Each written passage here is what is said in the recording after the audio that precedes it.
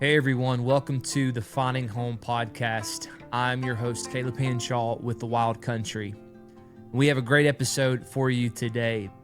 This is actually part 2 of a 2-part conversation that I've had with my good friend Mark Casto. As we learned before, Mark has a rich history in church ministry and mentorship, from planting churches to speaking to thousands of people in conferences. Now transitioning into a new form of ministry through digital products and continuing to preach the gospel wherever the door opens. I was excited to talk about how he got his start in digital products and where he's at now, helping mentor others like myself and all those that are sitting on the fence of wanting to start something and build something for the future in the digital product space. We end this with some practical next steps on how to get started. So without further ado, let's jump in. So we left off right before the sun went down, and you had to drive off into, I think it was Nashville or something like that. But we were talking about the transition that you were making from, the church plant in Covington to, Yahweh starting to speak this digital marketing and business word into your heart. So I just want to kind of go back to that point we left off, because I've not heard you talk about if there was a wrestle with that, because it's so new. I know that you've shared before on previous podcasts that you've always kind of had this interest and desire and passion for this field, but I want to know, like, that moment you're kind of walking out of a prophetic word that didn't unravel the way that you thought, and now you're wrestling with this new invitation from Yahweh. I'd love to hear more about that. Yeah, man. I mean, I think everything, even if you get a word, even if you get, Yahweh speaks to you and kind of tells you this is the direction you're going, even with that, there's still a wrestling match always, because all I have known my entire adult life was preaching, ministry, and there is some business involved in ministry. You got to be a good steward of finances and resources that you're entrusted with. So there is a business side of it, but to actually have a business and to actually do something that you sell, instead of living off of the generosity of the people you pour into, now I have to create something of value and put that out into the market to anybody that would want to purchase that. Is a wrestling match. It's a struggle in general. And so I always tell people that becoming an entrepreneur may be the most spiritually forming thing I've ever done, because to be an entrepreneur and put yourself out there and to do a digital product, which is selling your wisdom, your knowledge, your experience to other people to help them get a similar result, you have to believe in who you are. And so one of the very first things that happens is you get hit with imposter syndrome. Who am I to tell people that they can do this? And even though I had amazing results, still the results doesn't deal with the imposter syndrome that you have, where you're like, man, could I really, maybe I just got lucky. Maybe I threw something together and it just hit. And I don't know if that will actually translate. And so you wrestle with, am I enough? Am I good enough? Do I have what it takes to teach this to other people? So, man, I really do believe being an entrepreneur is one of the most spiritually forming things you can do, because you have to believe in who God has called you to be and be able to take that confidence, that belief, and translate it into value for other people. And not only is it a wrestling match on the identity side, it's a wrestling match on the integrity side, because you're coming into a world that many people have been taking advantage of, that people have paid thousands upon thousands of dollars to learn from the quote unquote gurus who tell you, if you just do this, you're going to make $5,000 to $10,000. And it's there's a lot of work that goes into making $5,000 to $10,000. And so I went into this going, okay, if I'm going to do this, I'm going to do this with integrity. And if I'm going to charge prices at this level, if I'm going to charge high ticket prices for people to get my wisdom, knowledge, and experience, then I'm not going to just charge them a price and say, I'll walk with you this amount of time. My commitment to everybody that's paid me is I'm going to walk with you until we get the result. And so like I am hell bent on, or heaven bent, however you want to say that, on walking the long path with clients to make sure that they get a result. And man, story after story, I've probably done over 250 sales calls in the past 2 years, which means I've conversated with over 250 people about digital products, like an hour personally talking with them. And the common denominator probably in 80% of the phone calls is they have done this before and it didn't work out. And it's because they got put into a cookie cutter course that lacked accountability, that lacked real strategy. And, they show you what's possible, but they show you a 30,000 foot view. They don't actually walk the path with you. And you know this from living in the mountains. Somebody could tell you how beautiful those mountains are from an airplane in West Virginia, but only the people who have actually walked those mountains can tell you how to navigate it. And so like, I feel like a lot of times in that product space, people share a 30,000 foot view, but they don't walk with you down the actual trails of the mountain. And so for me, I made it my aim that I'm going to walk with you on the trails, because you are going to find some things on the trails that you're going to have to navigate differently than even I did, because everybody's unique in how they teach and what they're gifted to do. And some people need to follow the writing path. Some people need the podcast path. Some people need the YouTube path, and it just depends on the person. So the identity part was big. The integrity part is big. And now I'm 2.5 years past this, and I've seen the good, bad, and the ugly of digital products, and I'm thankful. But I do want to say this.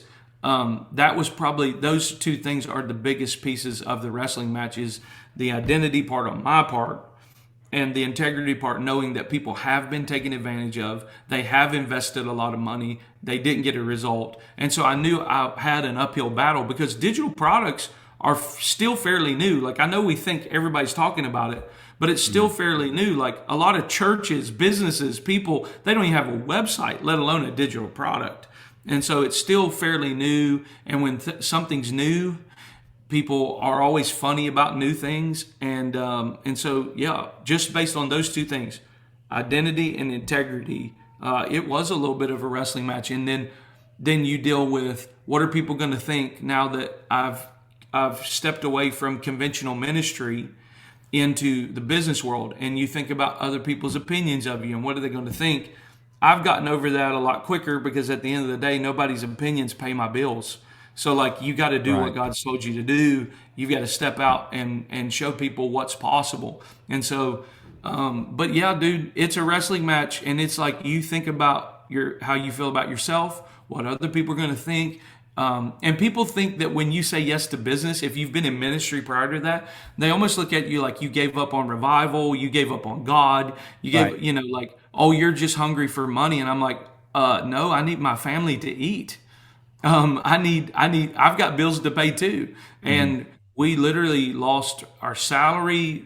The church was not functioning, and there were a lot of things going on where it's like, okay, now I'm in a position where God's got to provide through our business. And so like, it's a wrestling match, man. Anybody listening to this right now that have made a transition from ministry to business, they're all shaking their head, because it's true. You have to walk through it. So yes, it is a wrestling match for sure. Yeah, I'm glad you expanded on that, because, hearing your story, some people may think, 1 week pastor, next week you just jumped into creating digital products. And I just wanted to see that time in between where there is a wrestling match, because when you go to church camp and the calling of the Lord altar call comes on, nobody is saying, do you feel called to start a business? It's always, do you feel called to preach? Do you feel called to be a missionary? All that stuff. So this is kind of like a foreign language in terms, especially to the Pentecostal world that I grew up in. Yeah. So there's this wrestling match, like you said, with identity, but is God leading me to this? Or is this just something that I want to do? Am I now a part of the world outside of the calling of God in my life? So I just want to peel back because I feel like, praying over this podcast, I wanted to really talk to people that are on the fence on this thing, that Mm-hmm. maybe they've felt a nudge to, maybe they've done it before, like you said, like they took a course, it really backfired. They saw the manipulation, and I was saving that question for a later time, and we'll get back into that. But Sure. I want to really talk to them like this is the get off the fence moment. So I think hearing your story and knowing what you went through and knowing that wrestle is real, and we could, it's an authentic wrestle that you have because we're so used to not answering that altar call to go into business. Yeah. So I just really let's say you're talking to someone that's on the fence right now, can you show them like some significant moments in that period between leaving, quote unquote, what the world says ministry is into what Yahweh's called you into, a ministry that kind of seems foreign to the American Yeah. church? Well, I mean, the reality is 90% of ministry that happens in the kingdom happens outside the four walls of the church. And if you're a kingdom man, there's no such thing as anything that you're doing that's not disconnected from ministry.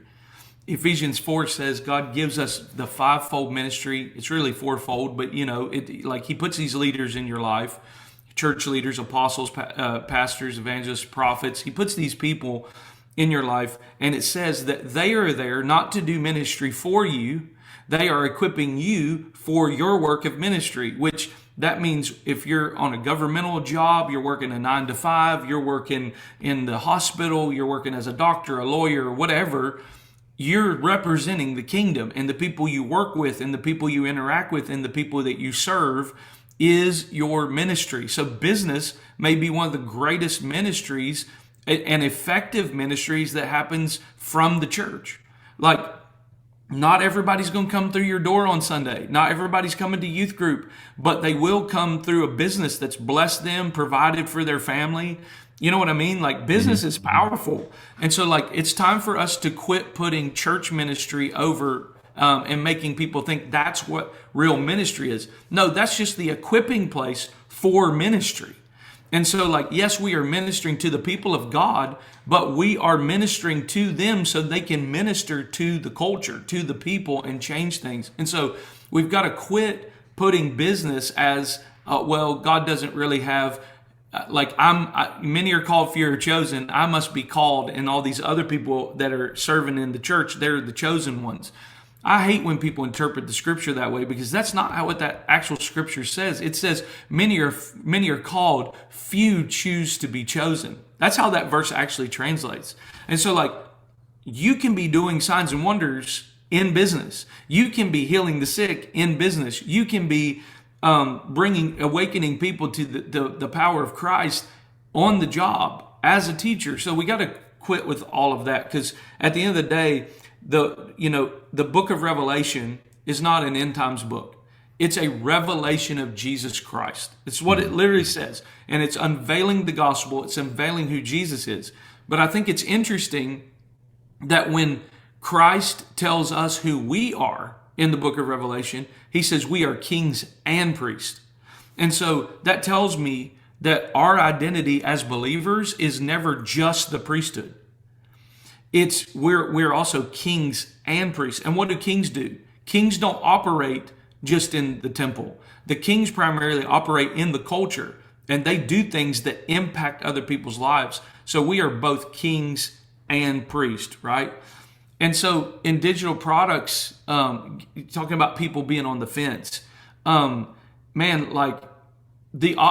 don't think people understand that they're already being duped. They think that digital products are the con. They're already being conned. Okay, and I'm going to explain that to you. Because people will get upset that somebody's online selling a $5,000 program that could actually teach you the skills to make $100,000 this year. And how does that person know that? Because they've done it. And they're going to show you how to most people that have real integrity and can show you this, they will show you everything that it takes for you to get to that place. That's why you invest in people. But people will get online. They've done it to me.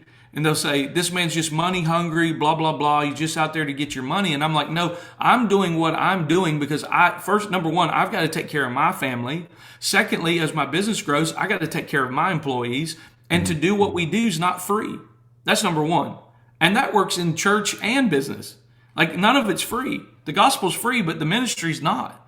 Like, anyways, I won't go down that soapbox. Here, like, the reality is, you're making a $5,000 investment, $2,000 investment, whatever it is, and they're going to show you skills and teach you real life skills that is going to make you income for the rest of your life. That's worth investing in. But because you use the words online business or digital products, people go, that's a scam. It's a con. And I want to go, okay, if that's a scam, then why are you still paying $100,000 to go to a school called college to be taught business by a man who's never had a business? And then on top of that, you go to school, pay all this money, stay in college debt for 20 more years after you've graduated, and only 3% of people that graduate in their degree will actually get a job in their degree. So, like, who's being conned? We're already being conned by the educational system. They have duped us so strong that the first thing they do, Caleb, is they put us in kindergarten. And in kindergarten, they put us in a classroom, and the very first thing they're going to do in 9 weeks is they're going to hand you a report card, and they're going to teach you how to be a conformist. And then they begin the process of intentionally stealing the entrepreneurial thinking processes inside and the creativity of young people all across the nation. And they do it through a report card. And they go, we're not going to teach you how to think. We're going to teach you what to think. And you better do what we tell you to do. And if you don't do it the way that we want you to, we're going to give you a grade that's going to penalize you from moving forward. Two separate things they were doing was they were training people how to be a factory worker just by just the hours. And also, if the parents started to have kids, they didn't want to lose them as factory workers. So they created the infrastructure for those kids to do the 9 to 5 to start early. That's the part I was getting to was, like, literally going to teach you how to conform. And then also on top of that, put together the bell structure to train you that when the bell rings, it's time to move. And guess where we learned that? Factory work. And it was the Rothschilds that put together, and the Rockefellers, it was these very, I don't know if I said that right. Maybe it wasn't. Is it the Rothschilds or Rockefellers? One of the big families with an R. I can't think right now. Moving on 4 hours of sleep. Like, those big families put together our current educational system, and guess what they owned? Factories. Guess what they were doing? Creating great employees, and they started as early as kindergarten. And so you completely strip the entrepreneurial thought processes, you strip them of their creativity, you put them in an educational system that gets them to be conformist and run by the bell, and then guess what? When they're 18, then we go, oh, you know what? If you want a really good job in our industrial age, then we're going to educate you deeper, put you in more debt, and you will spend the next 20 years working that job to pay it off. So who's being scammed? So what I love about digital products is a person with actual integrity, they go out and they do it. I've had digital products for many years before I ever started this business. I had digital products that were connected to my books that I wrote. So I had courses that I launched. I had a 12-month men's group that I ran. I've done online learning communities. Like, I've done digital products, and guess what? They have been very successful for me. And so after having all of that experience with digital products, I'm thinking to myself, man, I know so many people out there that have wisdom, knowledge, experience, whether they were an author, a pastor, an entrepreneur, a business person, and they are still, even though they're an entrepreneur, they're still trading their time for money. And I'm like, man, I could show them what I've done with my books. Like, somebody right now is reading one of my books somewhere, or watching a course that's connected to my book, or they're learning about digital products right now while you and I are talking. So I'm getting to do what I'm passionate about. I'm going to spend the rest of the day with my family and doing what I want to do. And money is being made in the background. And my time is no longer connected to my money now through digital products. So I'm like, quit calling it a scam. It actually works. It's a legitimate business. You have to learn sales skills. You have to learn marketing. You have to learn real business sense to be able to do this. And you got to invest the time. But the beautiful thing about digital products is it teaches you how to multiply your wisdom and get off the cycle of working 40 plus hours a week to get a paycheck. I tell people, this is the beauty of digital products. You want to get off the fence? If you have a real skill that you can teach to somebody else that can make their life better, make them more money, give them a better marriage, give their body more health, if you can do those things and translate that to other people, then why would people not pay you for that knowledge? And here's the beautiful thing. Through digital products, you create that thing once and it'll pay you over and over and over again. So the majority of what I'm doing now is just social media. So like there are times, Caleb, where I've made $40,000 in a month and only worked 20 hours in that month. Now, I put a lot of work up front, but now that the work is done, it pays me over and over again. But people are still stuck on the trading hours for dollars hamster wheel. And so what happens is they go, okay, I need $1,000 a week. Well, if you go into the system and you work the 9-to-5 job, the only way for you to get $1,000 a week is you got to clock in, do your 40 hours, and at the end, they'll give you a paycheck. But how do you get the next 1,000? You have to go and do the same thing. I tell people, if you would give me 40 hours in 1 week, we could build something that would pay you over and over again without you having to put the same investment into it every week. Mm-hmm. So I'm like, man, you're already being scammed by the current educational system. You're being taught business and all kinds of things by people who've never done what you're actually called to do.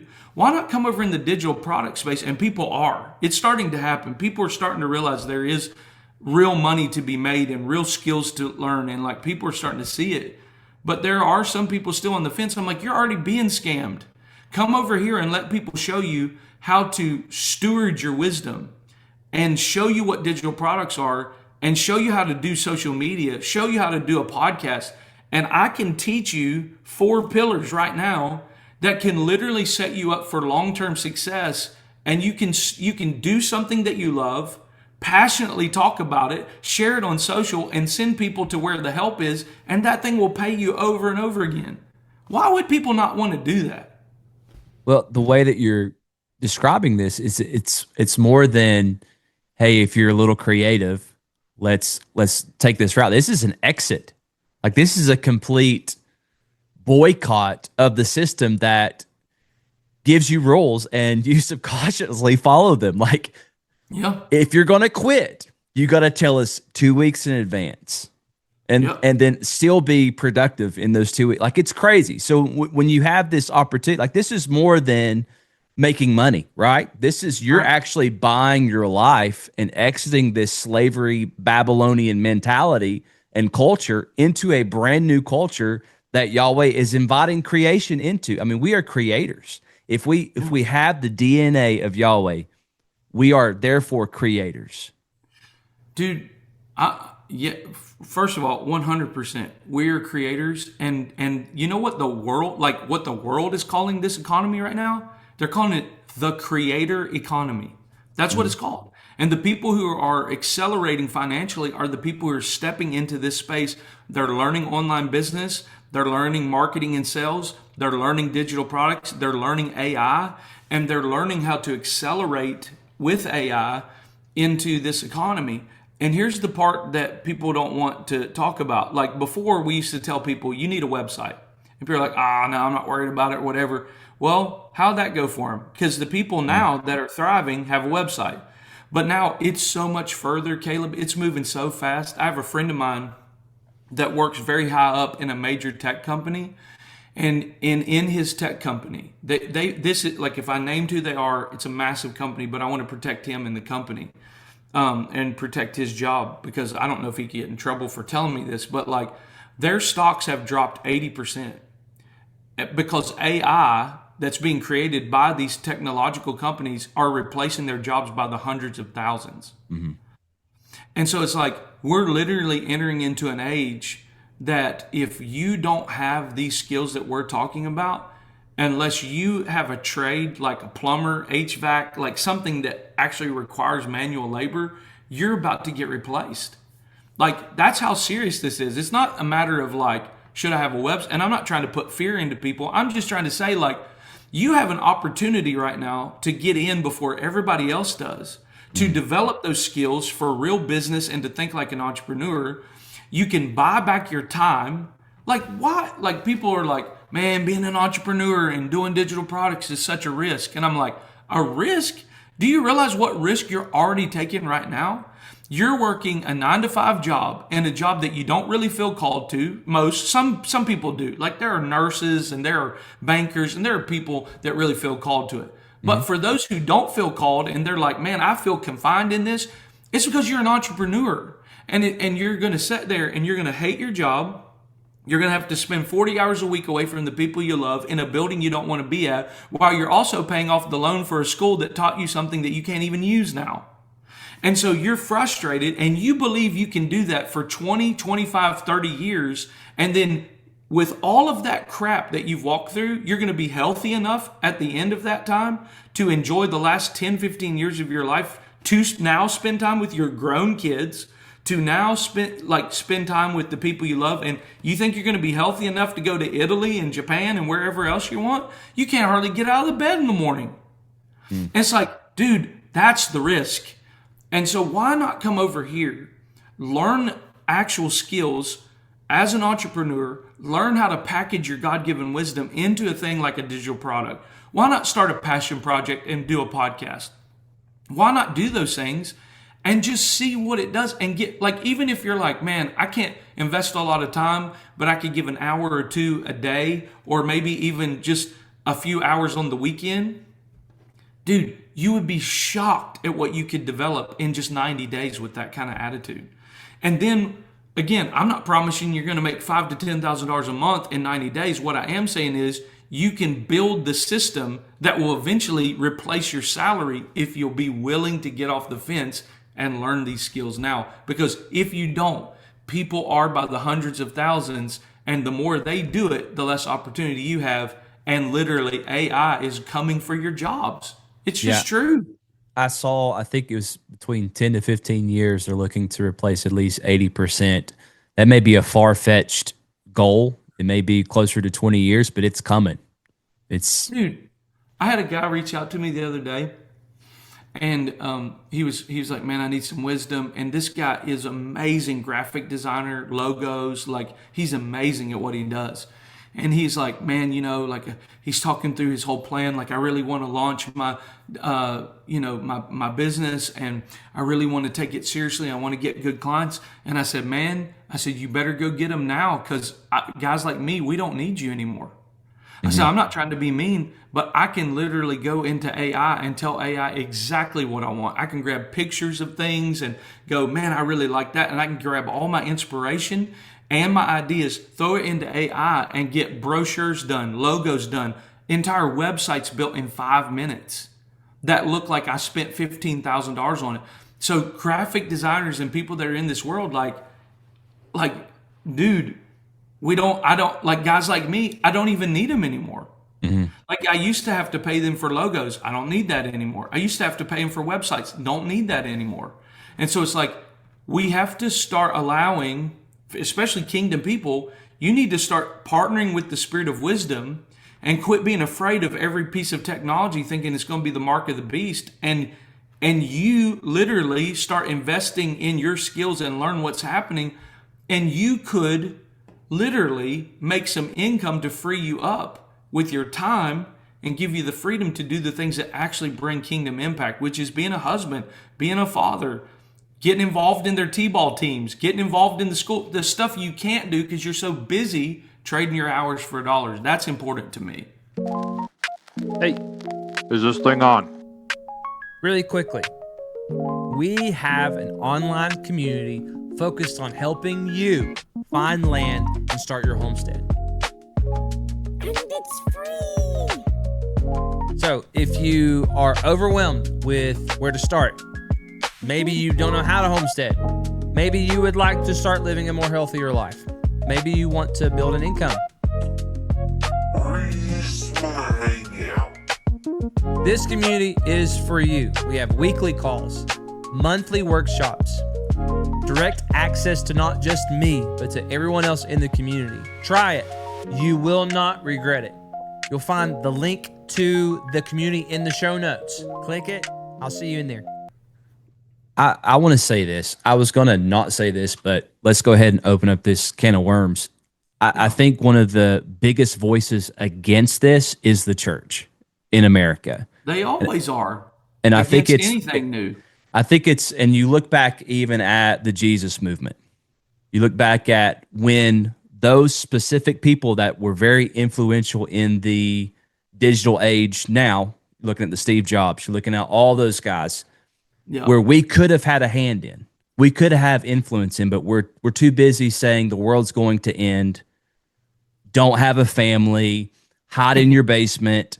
Yeah. And now I'm seeing a completely new wave of that. So there's this whole new opportunity for the body of Christ to be, just like you said in Revelations, kings. If you look at that, that's even governmental authority through this, is through having the DNA of being a creator, of influencing culture in the business, in the marketplace. But now we're hearing this voice, listen, you better get right with the Lord. You better not have kids in this time. You better flee to the mountains. So I just want to, those people that are sitting on the fence, they're hearing that voice, right? Like, you just need to go evangelize. Just spend the rest of your time and evangelize. And I'm not against evangelism, but through the lens of fear, I think there's an issue there. Oh, dude. Well, first of all, their eschatology sucks. It's wrong. So they live in fear to begin with. It's so sad, man. We literally have not taken the time as believers to actually go find out for ourselves what the Bible actually says and what early church fathers actually had to say and what church history actually has to say about the last days. And the reality is, most of the stuff that everybody's freaking out about has already happened in our past. And so now we're living in an age where we're supposed to be establishing government of the kingdom on earth as it is in heaven. We're supposed to be creating peace. We're supposed to be putting goodness into the world. And literally, like somebody asked me, so Mark, what's your eschatology? Well, this is what Peter said in Acts chapter 3, verse 21. He said, Jesus Christ will remain in heaven until the restoration of all things. Mm-hmm. And Paul says in 1 Corinthians 15, he said, God's going to remain in heaven. We're going to deal with all of these enemies, and then he's going to come back, and enemies being anything that's outside of God's will. Now, I'm not talking about with war. I'm talking about with the kingdom and the power of God, the love of God, healing the sick, casting out devils, like all the things. Like, I'm not talking about war conquering. I'm talking about the kingdom of love conquering the world, filling the earth with goodness, till the knowledge of the glory of the Lord covers the earth as the waters do cover the sea. Like, my eschatology is like, we need to be planning for goodness to come. And just like everything, man, I've met the guys that were in the Jesus People movement, that were major leaders in the Jesus People movement. Mm-hmm. And they told me, they said, Mark, it's happening again in your day. Everybody thinks we're stepping into every generation thinks the return of Christ is right there in front of them. They have poor eschatology. They don't understand the kingdom. And the reality is, even if we were living in the end times, why would you not be pressing into every opportunity you possibly could to make the world a better place, to serve, to spread goodness, to spread kindness? But instead, we get in the church, we criticize the culture, get mad at sinners for being sinners, and try to separate ourselves from the world in our holy huddles waiting for the rapture, and that makes us of no effect. And now there are people, Caleb, that did that in the Jesus People movement that don't have grandkids and they're lonely. They don't have any money because they didn't invest in themselves. And like, they're literally living in poverty and they're alone because they got duped by a false interpretation of the scripture. And we're about to make the same mistake again. And I'm like, man, I'm not going to let it happen, man. Not only am I allowing Jesus to take me through a process of repentance, and repentance is not just praying to get out of hell. Repentance is change the way that I think, and it's changing my eschatology. It's changing my view of the world. And I'm going, man, I've been called to the kingdom for such a time as this. And this doomsday stuff, we've seen it in every generation and they were all wrong. And so like at some point you have to just look at the fruit and go, Jesus said the kingdom of God would be righteousness, peace, and joy. And when I listen to all these jokers over here with the doomsday prophecy, keeping us all focused on the end times, it's not producing peace or joy at all. So I'm going, maybe that means it's not a part of the kingdom. And so don't get me on that whole soapbox. It's like, dude, we've got an amazing opportunity with technology right now. And if you quit freaking out about the end times, you could build something that not only blesses the world, but it would bring deliverance, freedom, and generational legacy to your family. Yeah, we could probably have a podcast about 4 hours long just on the end times. Like I'm at the cliff right now, and I'm like, should we jump or should we just reel it back? We can. I don't care. What I want to do is let's talk practically now. Let's talk about like the practical steps that you took. You hear this invitation, and it's such. I'm glad you said this. It's partnering with the voice of wisdom. Right? Like that is the number one ingredient that we absolutely need to navigate all of these, what would be to some scary changes, but they don't have to be, knowing the voice of wisdom. So how did you navigate practically? Like what was step one to begin to form? Like maybe I have this product. I know you were already an author at the time. So it was almost like this Moses thing of what's already in your hands and how can you use it? But I just want to talk practical steps because I think these last 10, 15 minutes that we have are going to bring so much value to people that are sitting on the fence that they begin to hopefully reach out to you and say, hey, next 90 days, what can we do? Yeah, well, here's the first thing you do. You find a mentor. You find that, like, step number one for me was I needed to find somebody that I knew and trusted that had done it. And so I did. I went and paid $10,000 for a program. And that I now turn around and give to everybody for free. Like what I paid $10,000 for, you can learn for free in my community right now. But I would find a mentor. I'd find somebody that is doing what I feel called to do. And I would show up for every training they do. I'd watch every course they have. I would invest in coaching as much as I possibly could. And I would learn from them how to do this. That's number one. Number two, I wouldn't just learn, I'd put into action. Like we're so dumbed down by our current educational system that we think taking the class means we've become that. That's so good. And dude, that's not the truth. You are not something until you've done something. Like you don't get to call yourself an entrepreneur just because you now have entrepreneurial thinking because you watched my courses. You actually have to put them into practice. And so one of my mentors says action takers are money makers. Why is that? Because you have to take action. You actually have to not just learn it, but you have to actually do it. So number one, I get a mentor. Number two, I would do what they tell me to do.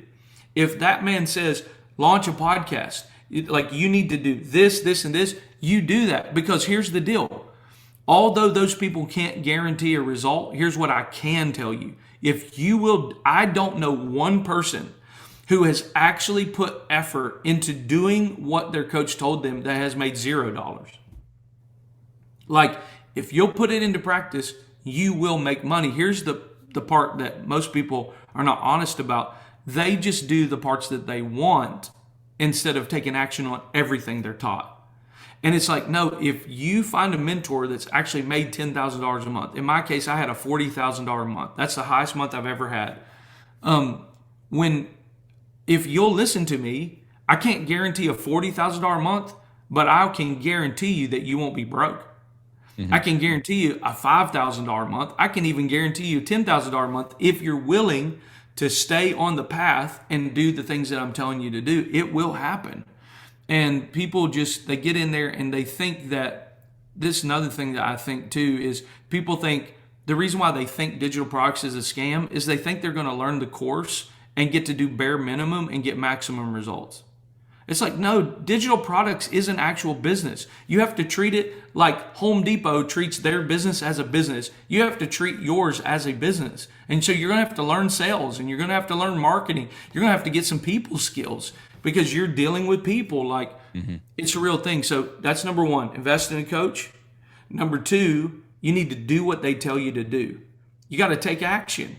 And number three, you need to get, like, this is a part that people hate, but like they want to create something that's going to take care of everybody and be something that everybody's going to want. And the reality is, when you try to reach everybody, you end up reaching nobody. When you try to talk to everybody, you talk to nobody. But what I've learned in the digital product space is the more you niche down and go, I want to help this particular person, instead of saying, I want to help dads lose weight, it would be like, no, I want to help busy dads, that don't have a lot of time, be able to do at-home body weight exercises in order to lose weight. If you just say, I want to help dads lose weight, you might have minimal results. But the moment you go, I want to help a specific type of dad get a specific result, a specific way, the fact that you niche down is going to help you get so much faster into the process. So like number three is, not only do you get a coach, not only do you do what the coach tells you to do, but one of the things that people don't listen to their coaches on is they don't niche down. They try to help everybody and they end up missing it, and they end up missing everybody. And so like the people who niche down and go, I want to help a particular person in a particular way to get a particular result, those people they grow so much faster and they make money so much faster. I always tell people, if you're broad, you're broke. But if you're specific, you get sales. You get speed of sales.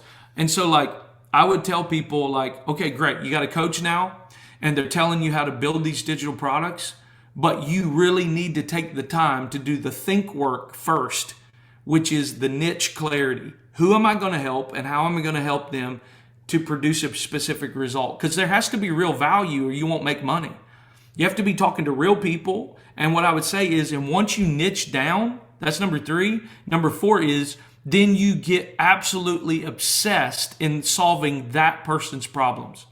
Jump into their head. What are they thinking? What are they dealing with? They're busy. They don't have enough time of day. They've got to clear out their schedule. So sometimes, like I tell people, I'm like, I know that you're a fitness coach and I know you're trying to help dads lose weight online. That's great. But you can't just show them how to work out. You've also got to show them how to unbusy themselves enough so that they'll actually have the time to do the workout. So you're not just a fitness trainer. You're obsessing over all the problems that they have so you can solve that one problem for them.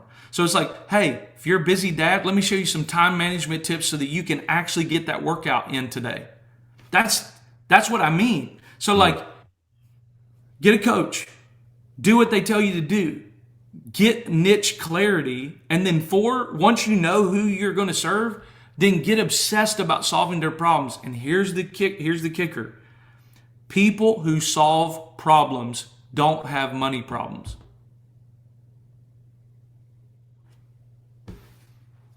That's so good. I don't, hopefully people understand the value that they just got in the last 10 minutes. I mean, you're talking about thousands of dollars of just that you have invested just for your personal education that you've just given to people. I want to go over those last four, and I think that's where we can land the plane. Sure. One is to find a mentor. Yeah. What led you to do that? Like, what was there somebody in your life that was speaking that over you, or was it that voice of wisdom like you were talking about? So number one, I've never seen anybody do anything significant in the earth without a mentor, a father, to do something impactful and to have longevity in it. They always had somebody in their life that they got advice or wisdom for. You can see that all throughout Scripture. You can see that in the life of successful entrepreneurs. They had a mentor. They had somebody that opened up their limited capacity to think and showed them a bigger picture. So that's number one. I want to add something to that real quick, because as the field I'm in permaculture, one of the biggest things is noticing patterns and noticing designs. That's right. This is a design. This is a kingdom design that if you're outside of that, it's unnatural and it probably doesn't work the way that you think it's going to work. Yeah, true. I didn't mean to interrupt, but it's it's good. That is the blueprint in Scripture as well. So like for me, that already made sense. Like that was carnal sense. Like that was just common sense. Like Hmm. you need somebody, there's somebody doing what you're called to do. There's somebody out there doing it really well and they're successful and you should probably ask them because dude, at the end of the day, you're going to pay with time or money. And I'd rather pay with money I'd rather pay to with money. accelerate time. So like, dude, Absolutely. when people purchase coaching from me, I tell them you're not just paying for information. You're paying for wisdom of over a decade of experience I've had with writing books, digital products. Like I'm giving you all these years. I've invested over $60,000 in my own personal development in digital products. I've I've also like had over 12 years experience as an author and a writer. Well, 11 years as an author and a writer, and then all those years too with digital products. So you're not just paying for some knowledge; you're getting the wisdom. And here's the difference, Caleb. Knowledge is knowing information. Wisdom is knowing what to do with that knowledge. And so that's why I say you got to partner with wisdom because there's people out there, they have a knowledge about digital products, but they're not making any money. But wisdom says, I know what to do with all of this knowledge so that it can produce a result. So I know that I just knew it was common sense. You need a mentor. But also, I will tell you this really cool part. Like, dude, the church had just burned down, and I'm like, what in the world? And the Lord had already told me, like, I'm calling you into business and media. And we were already talking about that. So I drove down to Mobile, Alabama. I didn't know what to do. I went down to where my spiritual father's having services. And I'm like, maybe I'll go down there and get a word or just get encouraged. And dude, it was a great service, but I didn't get a word. Nothing happened. And I was like, well, crap. I'm just drove 5 hours and now I'm about to leave. And this one lady that I've never had a conversation with, she's super quiet. I now have a great relationship with her and her husband. Our families are connected and they're amazing people. But at the time, I didn't know her. And she goes, hey, Mark. And she's like, hey, come here real quick. She's like, I've been praying for you all. And she said, and she mentioned somebody's name. And she said, I really feel like so-and-so's doing this. You should go reach out to them and see what they're doing. Well, I go back and get in the car and I immediately put that person's name in. And guess what? They were doing digital products. It's incredible. And I was like, man, I can do this. Like, and so I immediately booked a call. They told me it was going to be 10 grand. I said, great. I grabbed money out of 3 different accounts. Like I put it all together because at that time I was like thinking, all right, this can help me keep the church afloat. This can help pay for my salary while the church can't, because at the time I'm thinking we're going to get right back onto it. I didn't know that eventually we'd close the church down. So I'm like, I'm putting all my resources together so that I can fund all of this and fund the ministry, fund myself, like pay for employees. Like I'm thinking all of that at the time. Dude, I make that $10,000 investment and it unlocked $30,000 over the next 90 days. And so at that point I was like, oh my gosh. I was like, this is a legitimate way to make money. And thank God for a coach and somebody pointing me to a coach who had done what I was thinking about doing. And the result is there. And so I knew I had to get a coach like that. So I had a cool encounter like that led me to it. But it was also just like common sense, at least in my world. Like I was the type of kid when I was younger, like a young man, I didn't hang out with people my age. I went and looked for the seasoned saints and talked to them because they've been through some stuff. They've been through life. They know how things work. I've just been that way. I've had many conversations with, some older gentlemen locally, and I just asked them, what's one regret that you have? And they would say, I wish I spent more time with my family. Yeah. So I say, well, what would you give to go back? There's no amount of money that I wouldn't spend to get that time back, because we're in a culture where let's take dad, let's send him off, let's let him serve Caesar or whoever the culture is. Yeah. So when we're talking about investing, when you're talking about investing $10,000, you're not just saying, yeah, I just want to get knowledge to plan a business. You're buying your time back. I mean, you're buying the most valuable resource. That's a steal. That's what I'm saying. That is a good deal. Yeah. That you tell me somewhere right now in the market without major risk that you could make a $10,000 investment and get $30,000 in the next 90 days. You're not going to do that in a savings account. You're not going to do that in a money market account. So like, that's number one. Number two, you're right. I didn't make an investment just to learn how to do digital products. I wanted to accelerate the process so that I could get my time back, because I knew this person was only working about 10 to 15 hours a week, making $100,000 plus a month. And so I was like, I want to learn how to do that. And so like, I wanted to make as much money as I possibly could, but not at the expense of leaving my family, my wife and my marriage and my children behind. Like, I'm doing this because I didn't want to go get a 9 to 5 and spend all that time away from them. I made the investment because I was going to learn how to get my time back. And that's the greatest freedom to me. Like, I don't have to make $40,000 a month. If I can do what I'm doing and just pay my bills, at least I still get to be present with my family. Mm-hmm. Like, that's my point. Like, the most appealing thing to me about online business, the digital product space, is that you can automate a lot of stuff. You can give away a lot of value without trading your time for it. And I'm literally sitting on the beach at times with my family, and my phone will ding, another $3,000, another $5,000, and I'm not doing anything. I'm spending time with my family. And I pick up my phone to see if anybody's texting me or called me, and I got notifications that we just made another sale. I'm drinking coffee with my friends and get a notification that I've just got another sale. And it's like, dude, there's a better way. And again, if you're called to the 9 to 5, I'm not talking to you. Like, go after your purpose, teach, serve. Like, but for those people that are like, I hate the 9 to 5, it doesn't fit me, I feel like I'm called to so much more, there is a more excellent path for you. Hey, is this thing on? Really quickly, we have an online community focused on helping you find land and start your homestead. And it's free. So if you are overwhelmed with where to start, maybe you don't know how to homestead, maybe you would like to start living a more healthier life, maybe you want to build an income. This community is for you. We have weekly calls, monthly workshops, direct access to not just me, but to everyone else in the community. Try it. You will not regret it. You'll find the link to the community in the show notes. Click it. I'll see you in there. I just reiterating, this is possible. Those that are listening that just feel this hunch.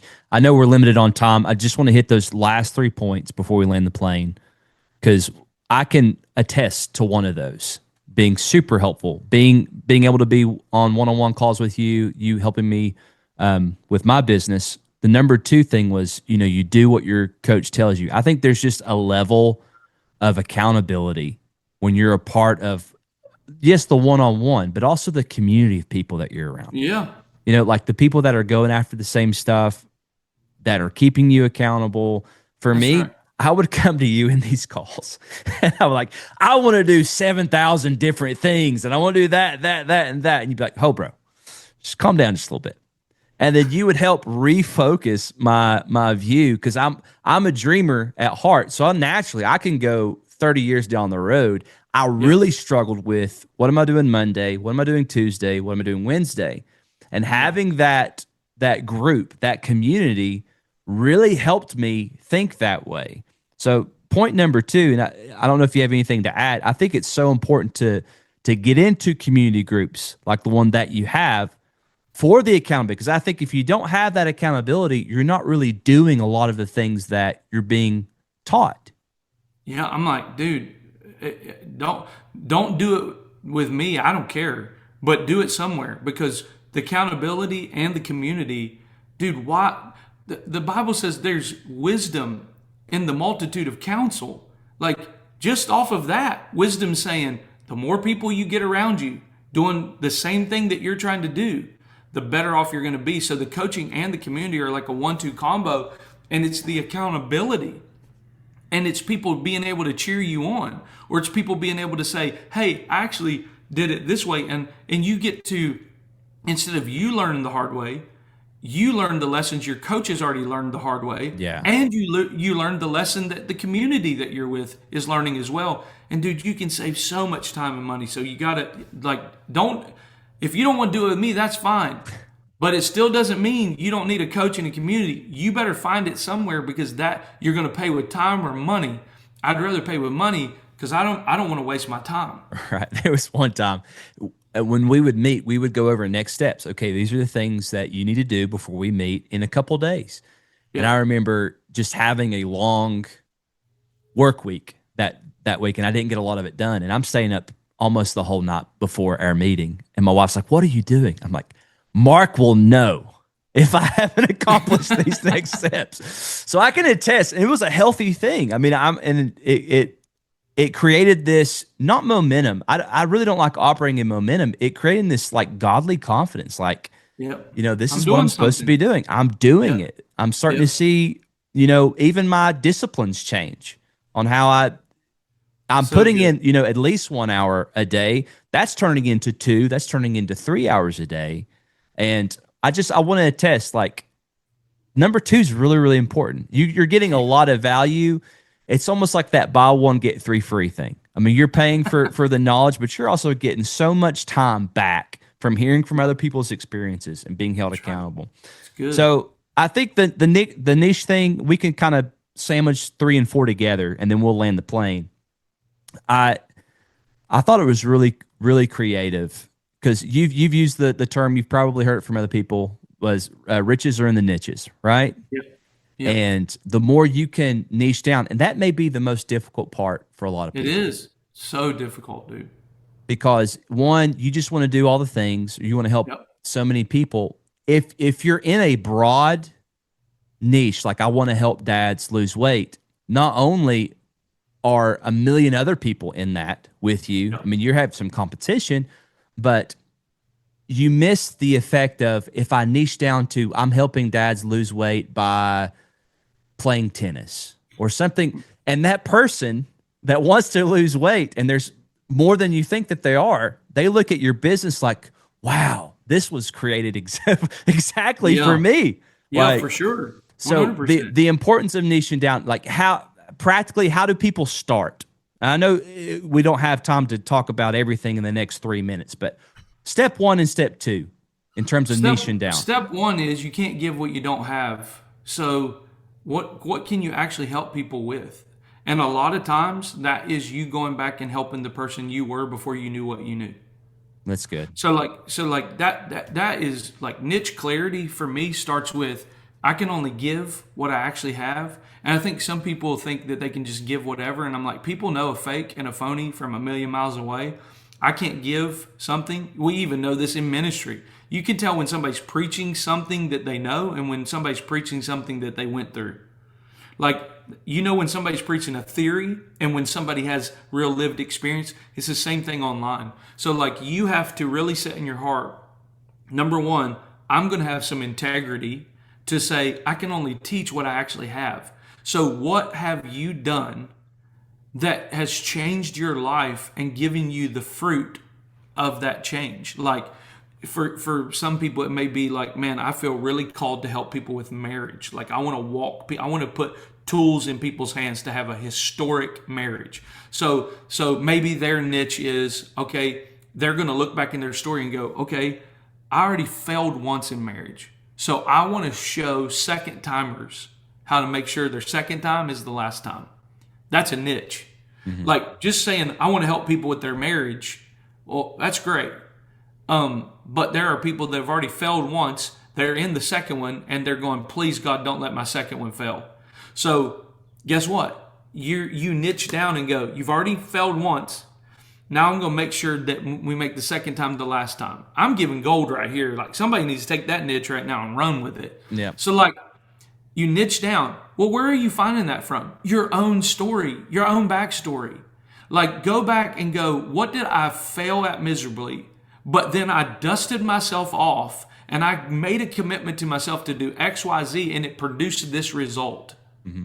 And we all know the Lord was in it and we all know the Lord helped, but you had to say yes. So like, go back into your story and tell the person that is in your shoes, that was in your shoes that you were in 5 years ago, go back and give them the stuff you wish you would have known 5, 10 years ago. Like, because you know the pain points. You know every pain point. You already know what they're going through. You're already in their mindset. You're already there. And therefore, you know the solutions, the things. And again, sometimes it's not as cookie cutter as that, but that's a great place to start, is to go, what do I actually have wisdom in that could change somebody else's life? Start there with your niche. Guys, write this down.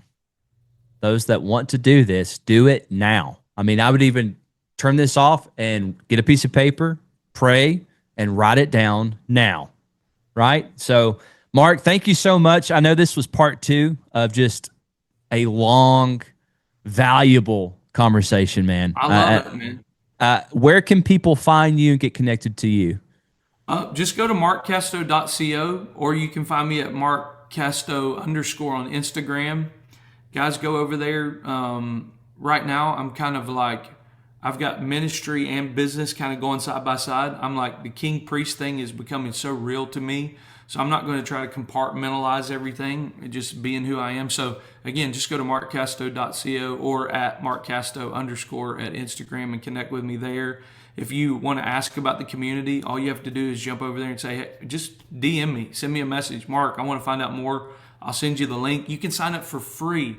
Like, dude, what I used to charge $5,000, $8,000, $10,000 for now is free for people. And dude, listen to this. This is so crazy. So this is what I decided to do. Maybe we can talk about this on another podcast. I learned a very valuable lesson the past few months. I invested $40,000 into a coach, and it completely created a goose egg for me. We almost lost everything because of this investment. And I said, okay, Lord, I don't believe I made a $40,000 mistake. You're teaching me a $40,000 lesson. So show me what I need to do. So, man, I have taken all these years of my experience and this big $40,000 lesson, and I'm going, let's streamline this process and bring the best of the best that we possibly can to our clients. And so now a person can join our community for free. You can learn on your own, but for a small investment, they can do $147 a month or $1,470 for the year. I give them the software to build the entirety of their business. I put what I'm already doing in my business inside of their software. They just have to plug and play their own information. And for $147 a month, they get my coaching and the software to start their business. And guys, if you're even purchasing CRM, it's like $200 a month. I mean, I don't think you understand the deal that you're just you're saying. So that's a no-brainer. If you're looking at all the tech that you need, all of the automation that you need, I mean, you're looking at $300 to $500 easy. Yeah, $300 to $500 on the smaller side to just have the software to do it at a cheap level. $147 to have like all the tools you need to build this business. It's unreal. So I'm thankful I went through that mess so that I could come through and go, no, there's a better way to do this, and I'm going to help more people than I ever have at a price that most people could not even fathom in this world. So I'm thankful. Mark, I am forever thankful for all the things that you've done for me and just the accountability that I've needed. I've waited to do a business for 10 years, and we're there. We're doing it. Yeah, we're doing the you're thing. doing it. You're So doing I'm afraid that Mark's going to show up and I'm going to be sitting on my butt, and I can't have that. We can't have that.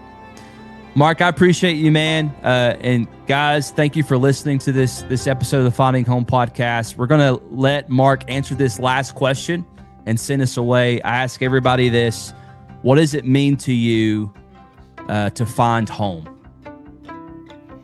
Oh man, I would say probably find home, you find peace. That's it. Mic drop. We'll end it on there, guys. Thank you. We'll see you next time.